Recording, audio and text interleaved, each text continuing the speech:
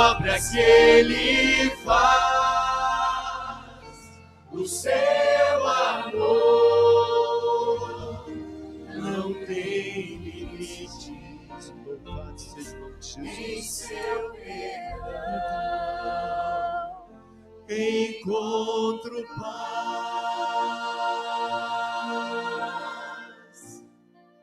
Aqueles que puderem, vamos ajoelhar.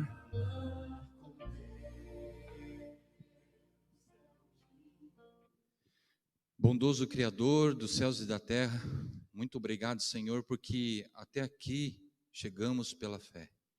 Obrigado porque o Senhor tem nos ajudado durante esse dia. Talvez alguns passaram por algumas dificuldades, algumas lutas durante esse dia, mas o Senhor trouxe até aqui para louvar e engrandecer teu santo nome.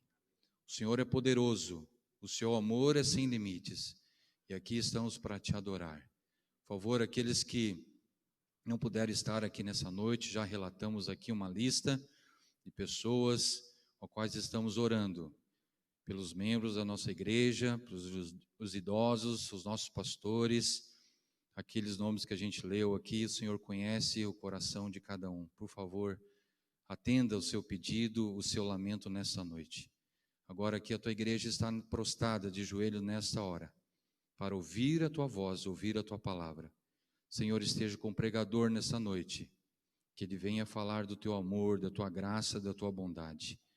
A tua misericórdia dura para sempre. Senhor, entregamos os nossos pedidos, nossa vida inteiramente nas tuas mãos. E essa semana, Senhor, que é desconhecida, não sabemos o que irá acontecer, mas colocamos a nossa vida inteiramente nas tuas mãos. Senhor, segura este planeta, essa situação que está acontecendo. Por favor, volte logo, porque as pessoas estão querendo ir para o céu. Por favor, salva cada um de nós. Oramos agradecidos em nome de Jesus. Amém.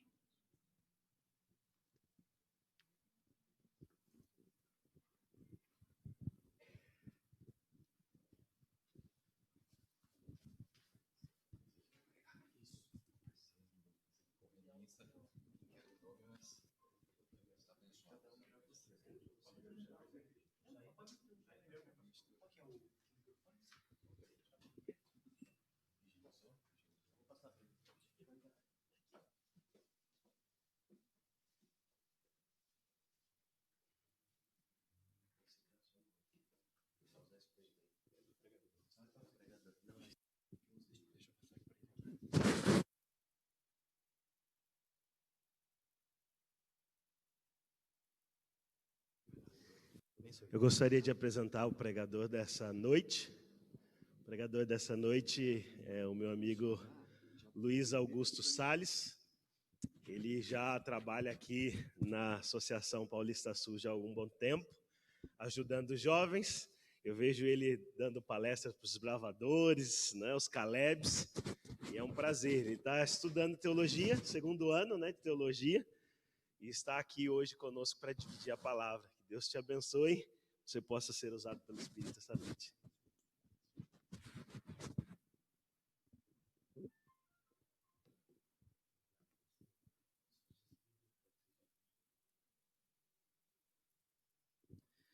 Uma boa noite a todos.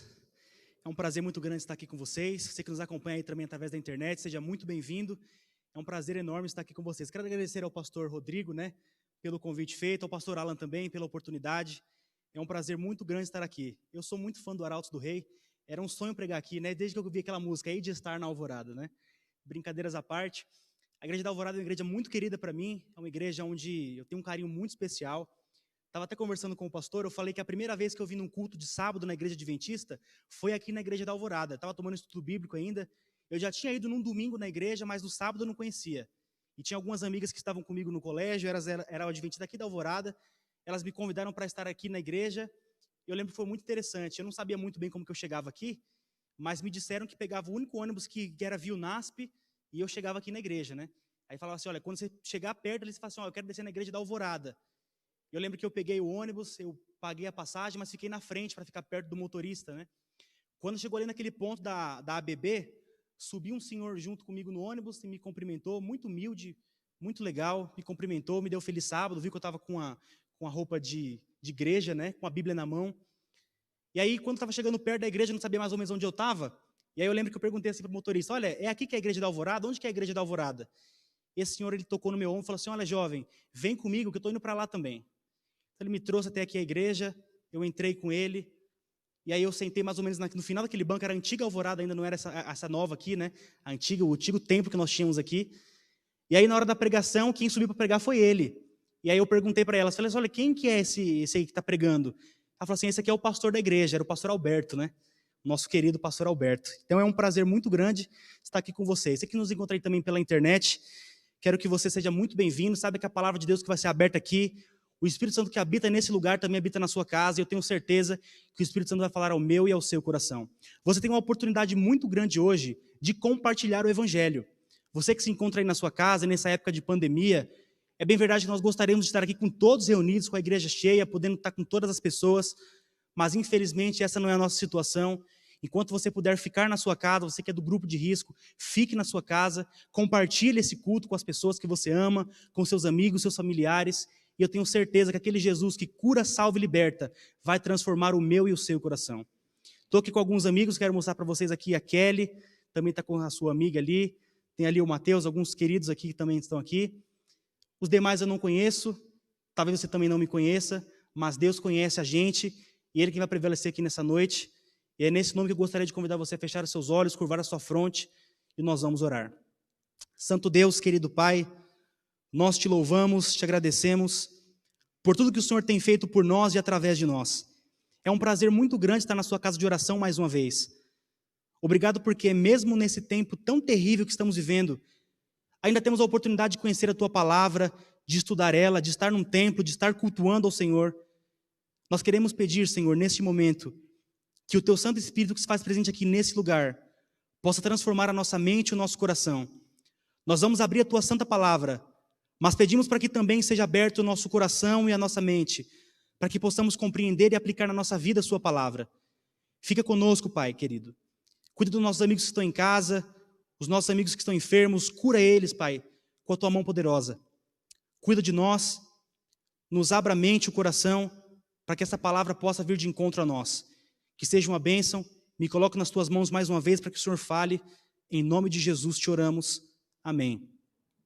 Conta-se uma ilustração de uma igreja, que ela costumava ter ali aos domingos, uma classe bíblica para juvenis, para jovens, para crianças, né? E todos os domingos esse pastor ele reunia ali as crianças, os jovens, os juvenis, com o intuito de pregar o evangelho, de mostrar para eles a palavra de Deus, de evangelizá-los. E todos os domingos ele reunia aqui aqueles jovens e pregava a palavra de Deus, no intuito, na esperança de levar uma palavra, de levar conforto, de apresentar a Jesus para aquelas pessoas. E aquele jovem, e existia um jovem naquela classe que ele era um dos que se destacava ali pela sua alegria. Era um jovem extrovertido, alegre, gostava de dar risada, de conversar com todo mundo, muito querido pela turma. E certa vez esse jovem faltou ao estudo bíblico. No segundo domingo, ele faltou novamente. E aquele pastor ficou ali pensando, nossa, mas por que ele está faltando? O que será que está acontecendo com ele? O segundo culto que ele falta, já o segundo estudo bíblico. Na terceira semana, aquele jovem falta mais uma vez, o pastor fica preocupado com ele. Então o pastor vai até a secretaria da igreja, pega ali a lista dos que estavam estudando a Bíblia, pega o endereço daquele jovem e fala assim, olha, eu vou visitar ele nessa noite. Eu vou visitar ele, que eu quero saber o que está acontecendo com ele, não sei por que ele está faltando, será que está acontecendo alguma coisa, aconteceu alguma coisa com a família dele, eu vou visitar esse jovem. Então o pastor pega o endereço dele, pega o seu carro, vai até o endereço. Quando ele chega lá, o jovem era muito humilde, morava numa periferia. Esse pastor precisa então subir o morro para que alcançasse aquele jovem. Então ele começa a subir toda aquela escadaria, procurando pela casa daquele jovenzinho, daquela criança, até que ele consegue encontrar o local onde aquele jovem morava. Então aquele pastor vai, bate no portão, chama pelo nome, mas ninguém atende ele. Mais uma vez ele bate, grita pelo nome daquele jovem e ninguém atendia ele. Ele insiste um pouco mais, continua ali tentando achar aquele jovem, ele vira para trás e quando ele vira para trás ele toma uma pedrada na cabeça. Ele ficou assustado com a situação, a sua cabeça sangrando. Então ele precisa fazer um curativo, ele desce todas aquelas escadas, procura ali por um hospital, um posto de saúde, não havia nada próximo. Ele então entra numa farmácia, onde ele pede ali para que fizesse um curativo na cabeça dele. Então ele entra, faz aquele curativo, não tinha nenhum hospital, nenhum posto de saúde próximo. ele faz aquele curativo, ele sai da farmácia e ele do lado vê uma loja de roupas. Ele entra naquela loja, ele escolhe ali um agasalho para aquele jovem e fala assim, eu vou dar um presente para ele aqui. Então ele compra aquele agasalho, pede para embrulhar para presente, paga e sobe de novo todo aquele morro para se encontrar com aquele jovem. Normalmente, então, ele chega, ele sobe aquelas escadas todas, ele bate de novo na porta e o jovem abre a porta. O pastor todo feliz, mesmo com a cabeça ferida, mas com um sorriso no rosto, fala assim, olha que saudade que eu estava de você, que bom que você veio aqui com a gente, que bom que você está aqui vivo, você está com saúde, só que a gente está com saudade de você, não falta mais no culto não. O estudo bíblico que a gente faz lá, a gente gosta muito de você. Essa caixa aqui é um presente que eu comprei para você, pega esse presente aqui para você. Ele entrega para aquele jovem o presente e volta para sua casa. No dia seguinte, esse pastor estava ali no seu escritório, quando ele escuta a porta bater, ele abre, era o jovem com o presente na mão e o seu pai. Então aquele pai fala assim, olha pastor, a gente veio devolver o presente que você deu para o meu filho. O pastor sem entender nada, fala assim, nossa, mas por que você vai devolver o presente? Eu comprei para ele, é um presente que eu estou dando para ele. Não pastor, ele não merece esse presente aqui, é para devolver mesmo, ele não vai ficar com esse presente aqui. O pastor um pouco chateado, olha para o menino e fala assim, mas você gostou do presente? Ele diz assim, olha pastor, eu gostei, mas eu não mereço. O pastor sem entender o que estava acontecendo, o pai fala assim, olha pastor, ele não merece esse presente, porque eu estou vendo que você está aí ferido na cabeça, você está com a cabeça enfaixada, uma ferida aí, né? Quem tacou a pedra em você foi o meu filho, aquele que você deu presente para ele. Aquele pastor olha para aquele garoto, um pouco chateado com a situação, mas com um sorriso no rosto, fala assim, filho, você precisa desse agasalho? Era um jovem muito humilde, né? Ele diz assim, pastor, eu preciso. O pastor olha para ele e fala assim, filho, esse presente não é porque você merece, mas é porque você precisa. E talvez isso aconteça na nossa vida também. A nossa vida é desse jeito também. A graça de Jesus para nós não é porque a gente merece, mas é porque a gente precisa. Porque se fôssemos analisar tudo que a gente merece, a gente não ia encontrar absolutamente nada, né? Aliás, se a gente for olhar o que a gente realmente merece, a gente merece a morte. A Bíblia diz que o salário do pecado é a morte, mas o dom gratuito de Deus é a vida, e a vida eterna em Cristo Jesus. Nós somos pecadores, nascemos em pecado, mas Cristo Jesus veio para pagar pelo nosso pecado. E é por isso que nós temos a oportunidade de ter vida, de viver felizes. A graça existe, não porque a gente merece, mas porque a gente precisa dela. Porque se dependesse de nós mesmos, a gente estava perdido. Inclusive Paulo fala, né, que o mal que a gente não quer fazer é o mal que a gente faz. Se dependesse da gente estava perdido. Porque tudo que a gente faz leva para o mal. Mas Cristo Jesus é o único que pode colocar no nosso coração a verdade bíblica e a vontade de fazer aquilo que é certo. É por isso que nós não merecíamos, mas precisávamos. E porque a gente precisava, Jesus veio a essa terra. Ele desceu do céu, ele abandonou o seu posto que ele tinha lá, ele veio como um ser humano humilde, simples, para habitar aqui nessa terra, para que eu e você tivéssemos oportunidade de viver, de ter vida. E na cruz do Calvário, há 2000 anos atrás, Jesus ele entregava a sua vida para que eu e você, que não merecíamos, mas precisávamos, tivéssemos a vida. Eu quero convidar você a abrir a sua Bíblia no Evangelho de Lucas. Você vai abrir a sua Bíblia no Evangelho de Lucas, capítulo 23. Evangelho de Jesus segundo Lucas, capítulo 23. A gente vai ler ali a partir do versículo 44, tá bom? Lucas, capítulo 23, a partir do versículo 24. Você vai encontrar aqui o nosso texto para reflexão. Lucas 23, verso 44, diz assim para a gente. Já era quase a hora sexta, e escurecendo-se o sol, houve treva sobre toda a terra, e até a hora nona. E rasgou-se pelo meio o véu do santuário. Então Jesus clamou em alta voz, Pai, nas tuas mãos entrego o meu espírito. E dito isto, expirou. Olha que versículo tremendo, que fantástico. Aqui diz para nós que Jesus ele entregou o seu espírito. E não foi qualquer tipo de entrega. Naquele dia, Jesus entregava a sua própria vida. Ele morria na cruz do Calvário, a morte que eu e você merecíamos. Naquele dia, ele entregava o seu espírito. Ele dava a sua própria vida por nós. Não é qualquer tipo de entrega. Hoje de manhã eu estudava um pouquinho mais a fundo a respeito desse texto. para entender a respeito dessa entrega que Jesus ele fazia por nós.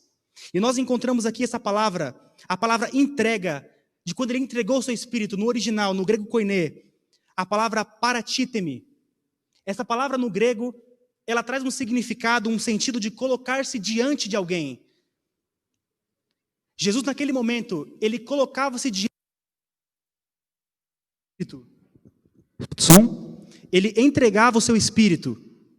Ele se colocava diante do Pai naquele momento. Essa mesma palavra, paratíteme, ela também é usada em outras versões da Bíblia, em outras vezes que nós encontramos no Evangelho, inclusive na multiplicação dos pães e peixes. Quando Jesus ele oferece para os discípulos, e os discípulos oferecem àquela multidão, é a mesma palavra de oferecer, de entregar, de colocar diante de alguma coisa. No livro de Atos, nós também encontramos essa mesma situação, mas no sentido de encomenda.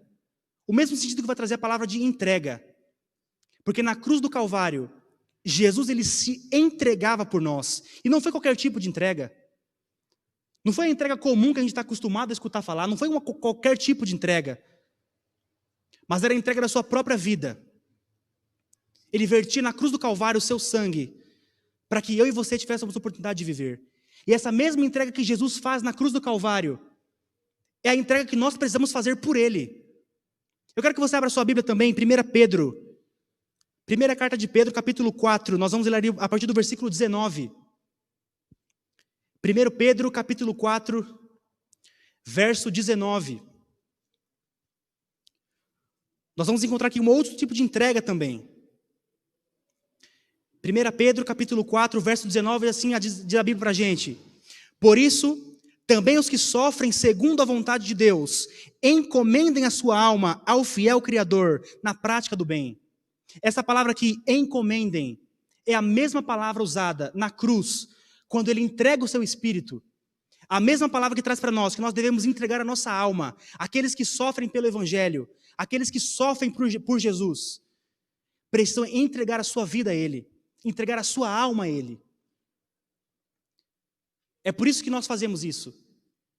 No ano de 2020, vocês que tiveram aqui a semana de oração com o pastor Alexandre, tudo por ele. Nós fazemos tudo por Ele, porque Ele fez tudo por nós. A entrega que Ele fez por nós foi suficiente. E porque Ele se entregou por nós, nós nos entregamos a Ele. Aquele que sofre pelo Evangelho, você que sofre por querer seguir a Jesus, você que sofre tentações, que passa por diversos problemas, por seguir a Bíblia, por querer estar de acordo com a palavra de Deus, você precisa entregar a sua vida a Jesus, se entregar completamente a Ele. É esse o significado que o texto traz para nós. Entrega. E não é qualquer tipo de entrega, mas é a entrega da sua vida também. Para que você use a sua vida, os seus dons, os seus talentos, tudo para a causa de Deus, tudo para Jesus. Entrega. Foi o que Ele fez por nós. É possível que você se sinta um jovem, talvez insignificante. Talvez você se sinta uma pessoa que não tem significância para Deus. Que Deus ele olha para você com um olhar de reprovação, que os seus pecados são grandes demais para que Deus não olhe mais para você. Eu quero que você entenda que o preço que foi pago pela sua vida foi muito alto. Não foi qualquer tipo de preço que foi pago, foi o próprio sangue de Jesus. Na cruz do Calvário, o maior preço de todos os tempos foi pago pela sua vida. Jesus entregou a sua própria vida, deu o seu próprio sangue na cruz do Calvário. Eu fiz algumas pesquisas. Pode parecer um pouco macabro, mas existe no nosso mundo o tal de mercado negro, onde eles vendem ali órgãos de seres humanos. E eu pesquisei um pouco para saber o quanto que valia alguns órgãos, né, do nosso corpo, quanto que valia cada um deles. E eu encontrei o seguinte: o fígado humano, ele vale cerca de R$ 296.277. Muito caro, né? Imagina você com esse dinheiro todo aí. O nosso rim, ele vale R$ 494.341. Imagina só o preço disso aqui também. O nosso coração tem o preço de R$ 224.529. E o par de olhos, os nossos olhos, valem R$ 4.800. Se você juntar tudo, você consegue ali mais de R$ 1 milhão. Mas nada do preço, nenhum preço de corpo, de venda de qualquer outra coisa, nada nunca vai se comparar ao preço do sangue de Jesus, vertido na cruz do Calvário para salvar a minha e a sua vida. Na cruz do Calvário, um alto preço foi pago. O preço da sua vida foi o próprio sangue de Jesus. Por isso que se você acredita, se você pensa que você não tem significância para Deus, que Deus ele não liga para você, entenda que o preço pago pela sua vida foi muito alto. O preço pago pela sua vida foi o próprio sangue de Jesus, porque Ele te ama. Ele não se entregou por você porque você merece, porque eu mereço, porque a gente não merece mesmo, mas porque a gente precisa. É por isso que a graça redentora de Cristo é o que nos dá a oportunidade de conhecê-lo, de adorá-lo e de muito em breve obter por meio dele a salvação. A única palavra que nós encontramos para decifrar, para descrever o que Jesus fez por nós na cruz é a palavra amor. Uma palavra tão pequena, mas tão cheia de significado. Porque o amor que Jesus tem por nós é tão gigante que Ele é capaz de entregar a sua própria vida. Como pode uma pessoa deixar o céu, a adoração que ele tinha dos anjos, e assumir a forma de ser humano? Quando Jesus ele morre na cruz do Calvário, não foi somente uma morte humana que ele teve, mas perceba o sacrifício que ele já teve lá atrás, de deixar o céu, de deixar o seu trono, de deixar ali a destra do Pai e vir a essa terra como um menino, como um bebê, tão carente, tão precisando de cuidados, tão humilde, tão pobre. A maior humilhação que ele passou na sua vida foi assumir a forma de ser humano. Assumir a natureza de pecado que Adão tinha, que eu e você temos também. Cristo não veio perfeito. Ele não tinha a estatura de Adão, ele não tinha a inteligência de Adão. Mas ele veio como um ser humano, com a natureza de 4.000 anos de pecado, para se entregar por mim e por você, porque ele nos amava. A única palavra que a gente encontra para decifrar, para descrever isso é a palavra amor. E o amor verdadeiro é aquele amor que se prova. O amor verdadeiro é o amor que age, é o amor que tem ação. Para você provar o seu amor por alguém, você tem que agir, tem que ter ação. O amor não fica nas meras palavras de dizer que ama, mas o amor original, o amor verdadeiro, ele prova com as suas ações, com as suas atitudes. E a maior de todas as atitudes, nós encontramos em Jesus, entregando a sua própria vida por mim e por você. O amor só consegue ser provado através de atitudes, de ações. Eu não sei quantos de vocês estiveram aqui na semana de oração do pastor Alexandre, mas ele contou uma história fantástica aqui, que me fez pensar de uma maneira diferente também. O pastor Alexandre, ele foi pastor em outros distritos, em outras associações também, longe daqui de São Paulo. E certa vez ele era pastor de uma igreja, no sábado de manhã ele pregou um sermão sobre amor, e ao sair da igreja, ao cumprimentar os irmãos, ele dizia assim: olha, eu amo você. Todo membro que passava, ele cumprimentava: eu amo você, eu amo você. Então ele passa por uma senhora, ele cumprimenta ela e fala assim: olha, eu amo você. E ela fala assim: ama nada, pastor, você não me ama não. Ele um pouco sem graça fala assim: mas como assim, irmã? Eu amo você, eu estou falando que eu te amo. Pastor, você não me ama. Ele pergunta: mas por que eu não te amo então? Por que eu não te amo? Ela fala assim: pastor, vamos lá. Se eu estiver precisando de um rim, o senhor me doa o seu rim? O pastor ficou pensando ali. Se ele fala que não doa, o sermão de amor dele vai por água abaixo. E se ele fala que doa, e se ela estivesse precisando mesmo? Como é que ficava a situação para ele? Antes que ele respondesse, ela olha para ele e fala assim: pastor, não precisa nem responder. Eu sei que o senhor não daria o seu rim para mim.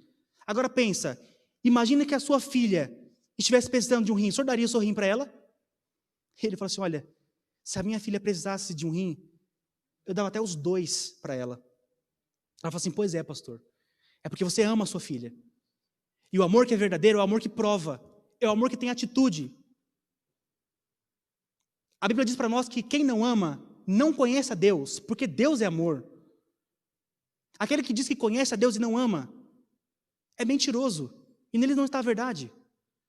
Aquele que ama verdadeiramente a Cristo vai dizer a Bíblia para nós: se me amais, guardarei os meus mandamentos. Porque o amor de verdade é o amor que prova.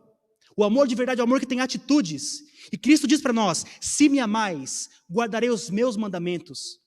Porque o amor, ele se prova. E nós provamos a nossa fidelidade, o nosso amor a Cristo, obedecendo a sua palavra. A salvação é somente pela graça. Só que nós provamos que nós temos a graça, que nós somos salvos por Cristo, com ações, com obras. A obra não salva ninguém, mas ela prova para as pessoas que você tem a salvação em Cristo Jesus. A fé sem obras é morta. Uma pessoa que é salva por Jesus Cristo, mas não apresenta nenhuma situação, nenhuma obra, que não ama, que não guarda os mandamentos de Deus, não é verdadeiramente convertido. Não tem com ele a palavra. Porque amor de verdade se prova com atitudes, com ações. E a maior prova de amor de todos os tempos, nós encontramos em João 3,16. Porque Deus amou o mundo de tal maneira que deu o seu Filho unigênito, para que todo aquele que nele crer não pereça, mas tenha vida eterna. Todo aquele que nele crer, não é somente você dizer que aceita Jesus Cristo, não é somente crer e falar assim, olha, eu creio em Jesus Cristo, mas o amor verdadeiro se prova com atitudes. Nós cremos em Jesus, e porque cremos nele, obedecemos a sua palavra, respeitamos os seus mandamentos, seguimos fielmente a Bíblia e aquilo que ela nos traz, porque amor de verdade tem atitude.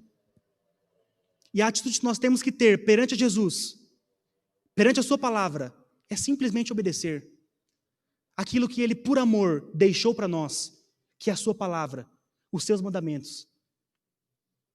E quantas vezes a gente rejeita isso? A gente diz que aceitou Jesus, diz que vai se batizar, que crê em Jesus, mas a nossa vida não apresenta isso. Existem pessoas que sentem vontade de aceitar o Evangelho, mas não deixam sua vida de pecado para trás. Pessoas que têm vontade de servir a Jesus, mas sem deixar o mundo, sem aceitar o perdão que Ele tem para nós. Ninguém vai se perder pelo pecado que comete, mas pelo perdão que rejeita.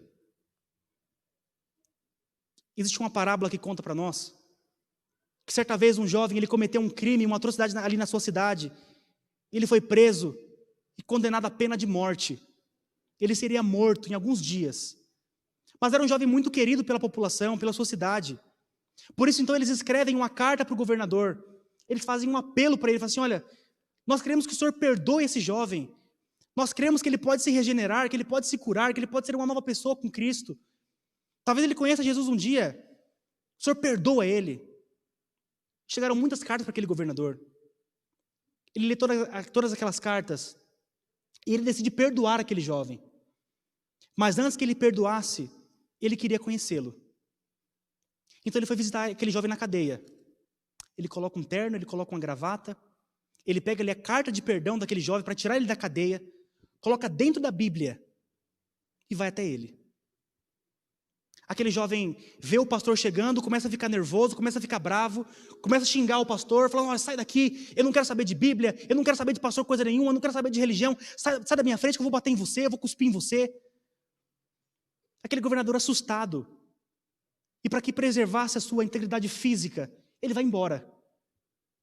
Então o carcereiro vai chegando perto daquele jovem preso, chega perto da cadeia da cela dele e fala assim, olha, você é burro, você é inútil, cara, você é burro, olha o que você fez agora.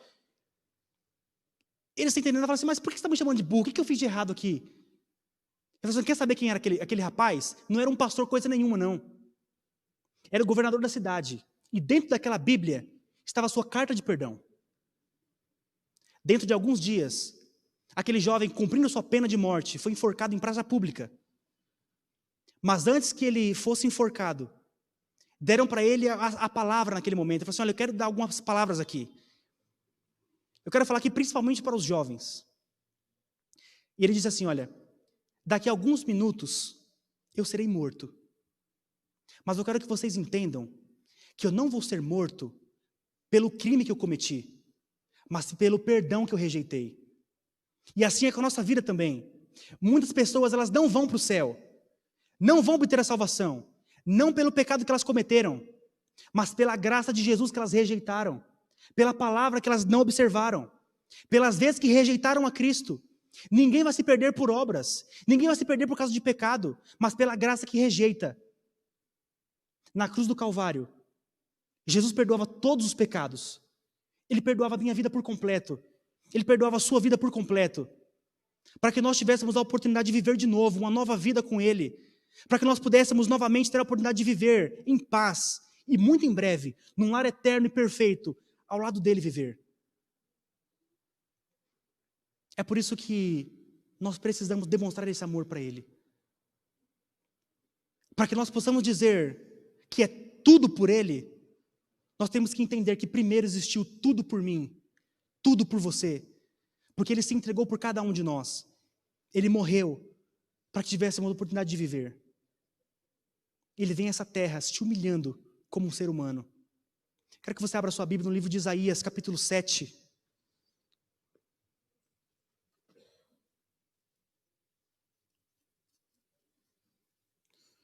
Isaías, capítulo 7, vai trazer para nós um conceito muito interessante. Isaías, capítulo 7, versículo 14. Isaías, capítulo 7, verso 14, traz assim para a gente. Portanto, o Senhor mesmo vos dará um sinal. Eis que a virgem conceberá e dará luz a um filho, e ele chamará Emanuel. O próprio Jesus, encarnado, ele escolheu vir como um ser humano. Ele escolhe vir a essa terra como um bebê, dependente, pobre, humilde, para que provasse que não é por dinheiro que ninguém se salva, porque ele era pobre, não tinha nada, de uma família humilde, um bebê dependente, um ser humano como um de nós, para provar para nós que não é o pecado que vai nos tirar do céu, porque nós podemos vencê-lo através da palavra de Deus, assim como ele também fez. Cristo Jesus, ele se entregava, ele descia do céu, ele perdia ali o seu posto no céu, ele descia essa terra como um ser humano, e também como Deus, porque nos amava, porque simplesmente queria se entregar por nós, porque nós merecíamos a morte.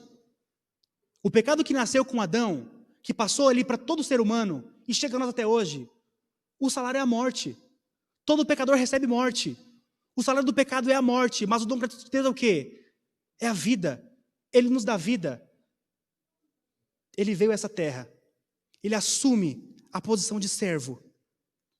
E ele se entrega. É incrível perceber o que ele fez por nós. Perceber como ele veio a essa terra de uma maneira humilde. Simplesmente para ser açoitado, para ser cuspido, para ser espancado, para ser pregado em cima de uma cruz. Quem merece isso? Ninguém merece. A pior das mortes foi a que ele recebeu. Uma vida que não tinha luxo, uma vida que não tinha muitas coisas, mas que era a vida que ele precisava ter para que eu e você tivéssemos a oportunidade de estarmos mais uma vez com Jesus. É por isso que ele desce do céu, ele toma a forma de ser humano e ele morre, simplesmente por amor. Perceba tudo que ele fez por você, a forma que Jesus ele se entregou por você. Você consegue se colocar na história ao ver tudo que Jesus fez por nós? Quero que você imagine comigo, imagina só, na Palestina, há mais ou menos uns 2000 anos atrás. Era uma quinta-feira à tarde. A Páscoa se aproximava e o temor no coração dos discípulos também.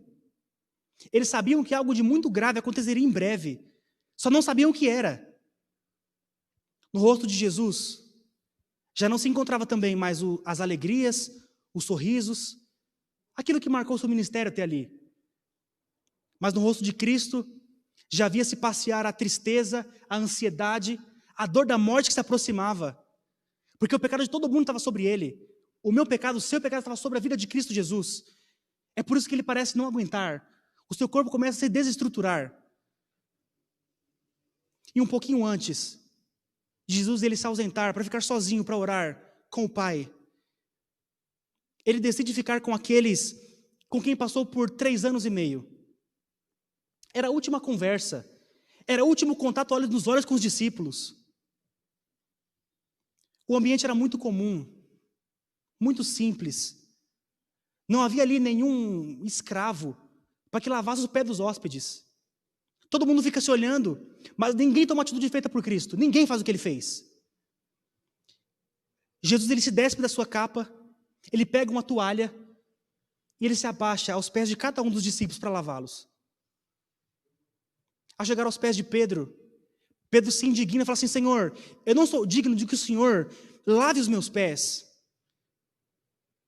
Nós não encontramos na Bíblia nenhuma outra vez de um ato de tanta humildade como a de Pedro. Ao ser convencido da atitude solene daquele momento, Pedro pede para que não seja lavado não somente os seus pés, mas o seu corpo inteiro. Eu fico pensando, o que será que passava na cabeça de Jesus quando ele foi lavar os pés de Judas? O que será que passava na cabeça de Jesus quando ele lavou os pés de Judas? Porque por um lado ele já sabia de tudo, por outro ele sente dor. A próxima cena nós encontramos ao redor da mesa. Jesus, ele indica que havia um traidor entre eles.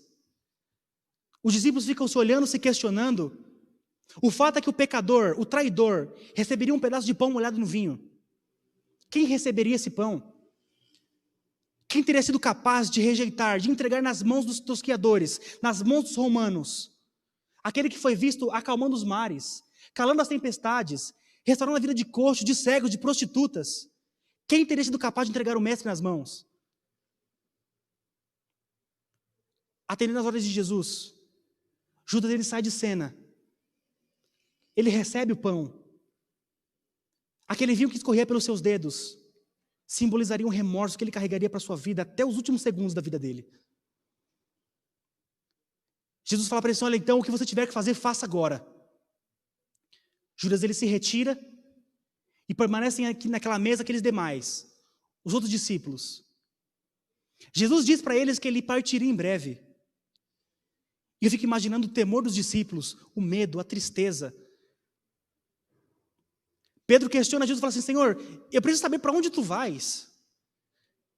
E ao ser-lhe negada a resposta, Pedro, o mais incerto, impulsivo dos seus pensamentos, ele fala assim: Senhor, eu não posso ficar sem essa resposta porque eu sou capaz de dar a minha vida pela sua. Com certeza Jesus ficaria muito mais tranquilo se ele pudesse confiar fielmente nas palavras de Pedro. Mas não é isso que acontece. Porque a próxima vez que o galo cantasse, Pedro teria negado Jesus por 3 vezes. Os discípulos ali com aquele pensamento, aquela angústia de saber para onde Cristo iria, talvez sem a oportunidade, sem o conhecimento para discernir espiritualmente aquele momento.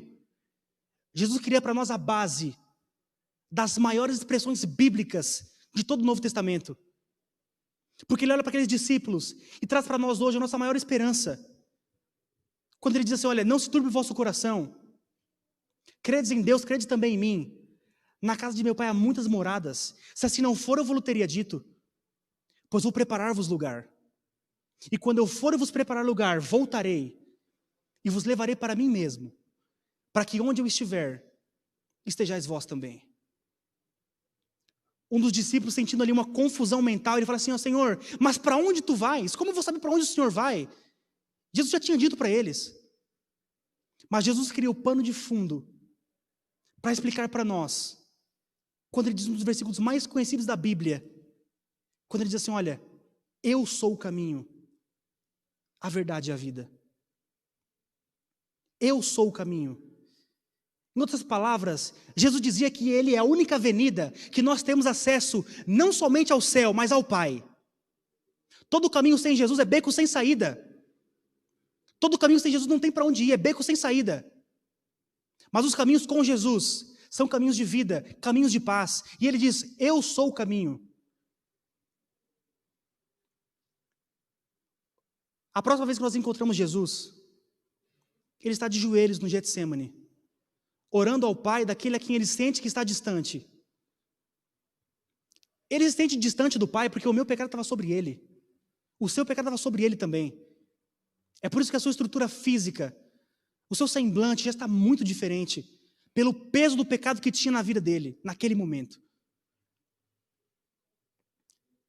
Liderando uma multidão de soldados, Judas chega e entrega Jesus para aqueles romanos.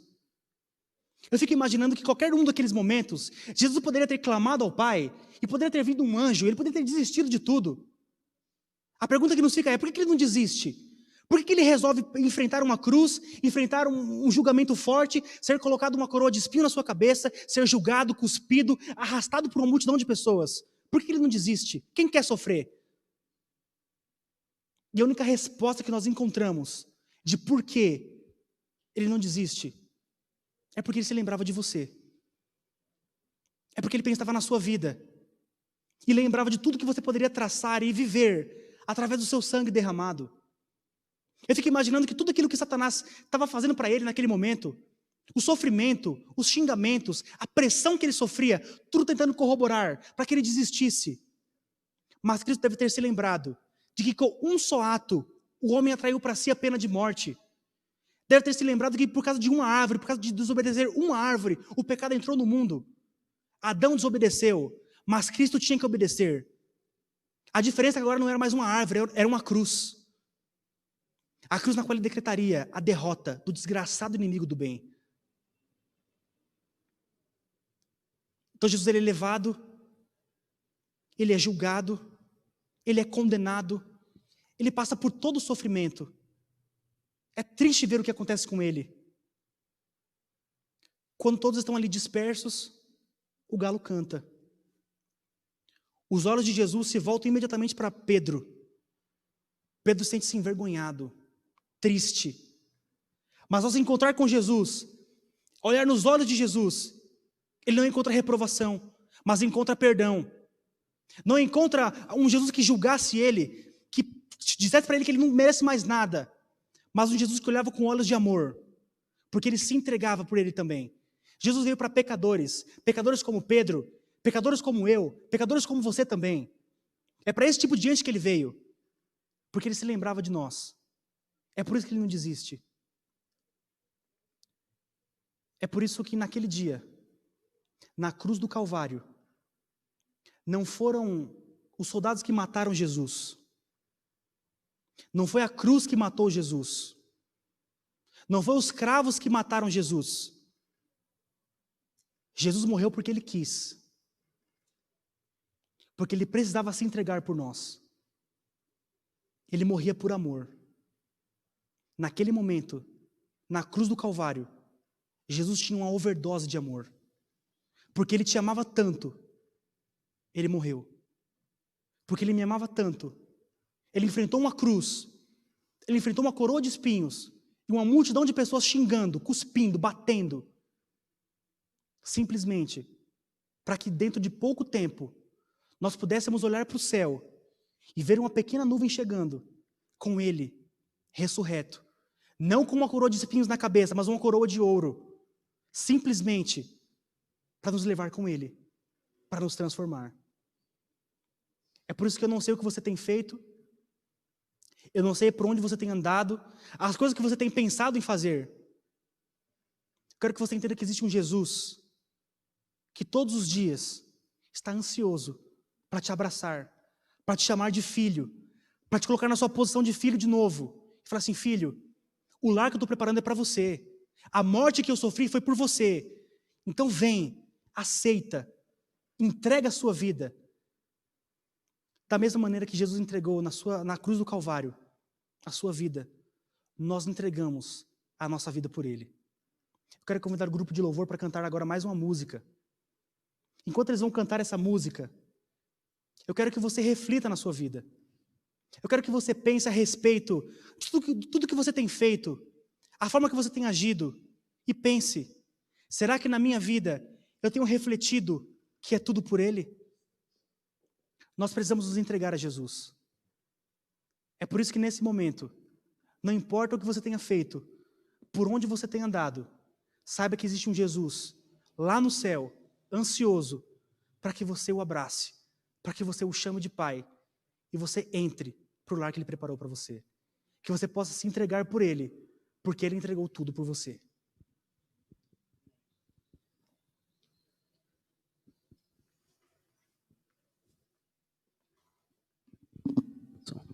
Quero convidar você a colocar-se em pé. Vamos nos entregar a esse Deus que deu tudo por nós. Entrega é a música que nós vamos cantar.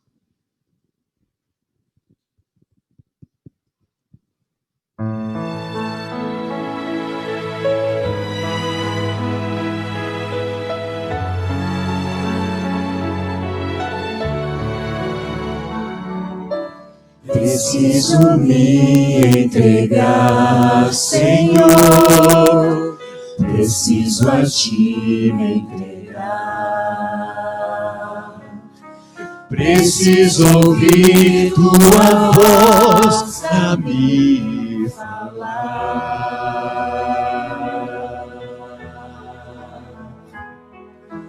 Não tenho nada a te oferecer, somente um coração impuro e pecador. Mas aqui estou, me aceita, Senhor.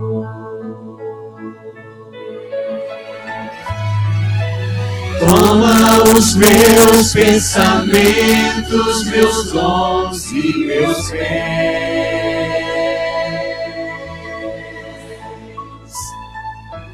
Toma o meu coração e tudo que ele tem.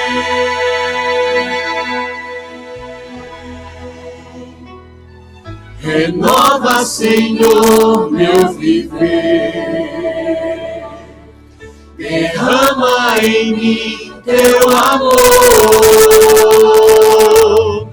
Quero pra sempre servir-te por onde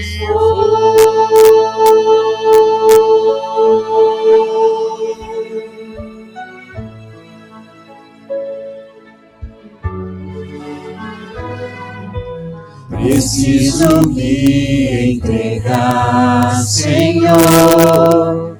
Preciso a ti me entregar. Preciso ouvir tua voz a me falar.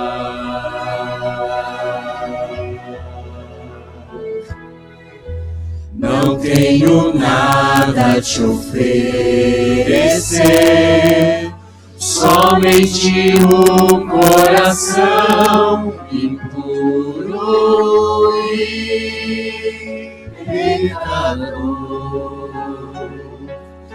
Mas aqui estou, me aceita, Senhor.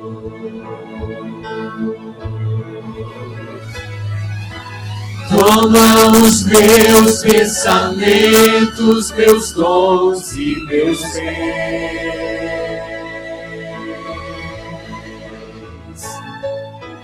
Toma o meu coração e tudo que ele tem.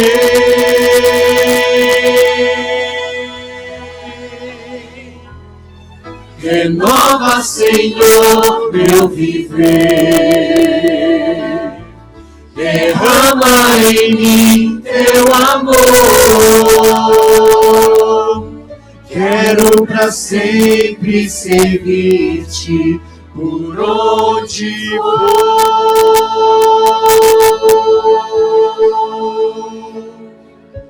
Quero pra sempre servir-te por onde for.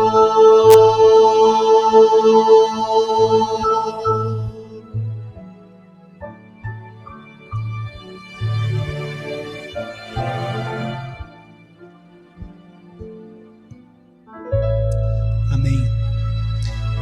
Traz para nós o seguinte: todo aquele que o Pai me dá, esse virá a mim, e o que vem a mim, de maneira nenhuma o lançarei fora.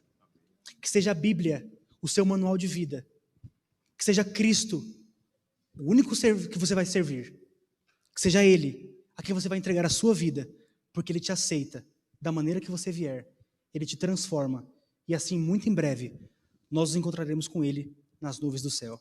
Vamos orar? Santo Deus, querido Pai, obrigado por essa palavra maravilhosa que nos transforma, Senhor. Obrigado porque mais uma vez nós somos alcançados por essa palavra, fomos alcançados por um Jesus que cura, salva e liberta. Nós pedimos, Senhor, nessa noite, que o Teu Santo Espírito derrame sobre nós as Tuas bênçãos, para que possamos nos entregar a Ti de uma maneira completa. Nós queremos que nessa noite, Pai, o Senhor perdoe nosso pecado, o Senhor nos lave com o Teu sangue, para que possamos nos achar justos diante da Tua presença. Obrigado porque na cruz do Calvário, o Senhor entregou a sua vida. O Senhor deu muito mais do que a gente precisava. Obrigado, Senhor, por isso.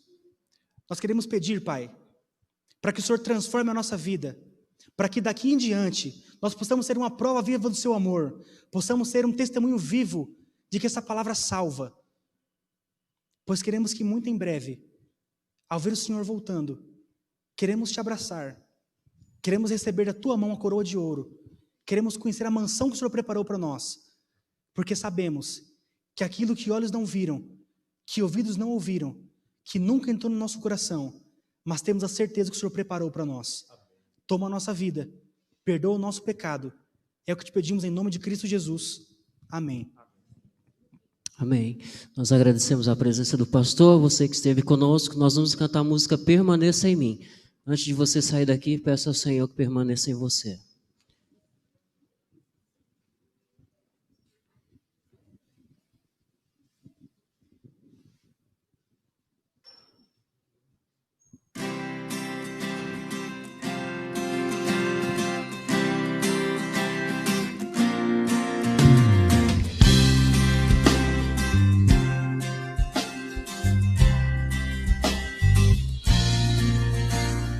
Venha o Senhor em mim habitar, pois quero ser templo teu. Quando eu sair deste lugar, que Jesus permaneça em mim. Peça a Ele, permaneça em você. Permaneça em mim.